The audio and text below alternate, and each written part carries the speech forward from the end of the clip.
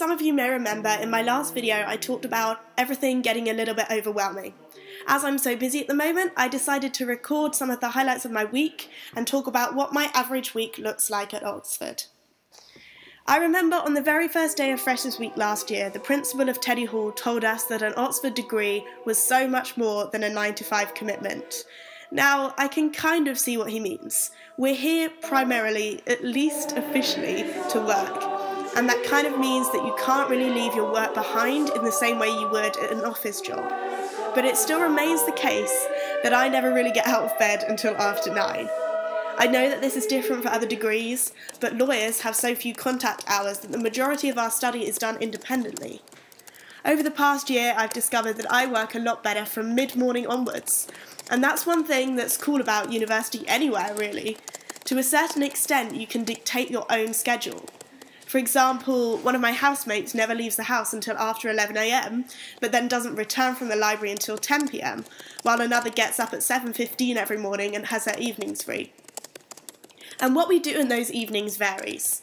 Sometimes being at Oxford is like that moment when you go down for a buffet breakfast when you're on holiday and you're like, oh my god, there's so much to do.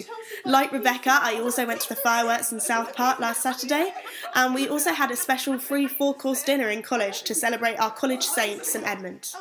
One night I went to Park End, a club so cheesy that at midnight they play the Pokemon theme tune.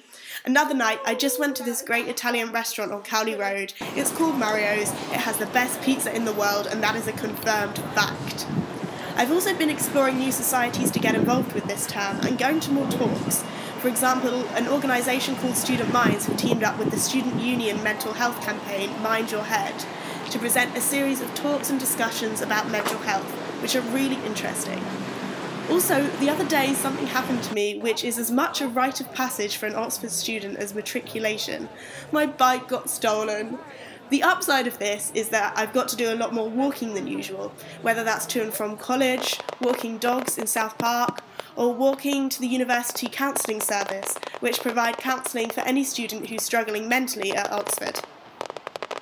One thing that always amuses me is that never a day goes by here when someone doesn't say to me, oh, I can't believe it's already insert week here. Oxford time is scientifically proven to be different than regular time. You look back on the beginning of term and it seems like it's passed in the blink of an eye, yet feels like a world of change. I just booked in for college Oxmas dinner, I've booked my travel home, and yet it feels like I haven't even fully unpacked yet. I guess that's one of the reasons I so enjoyed recording these little moments of my week. It allows me to look back once I'm outside of this and remember that what seems like just a blur did actually happen. I guess I'll see you all in 8th week.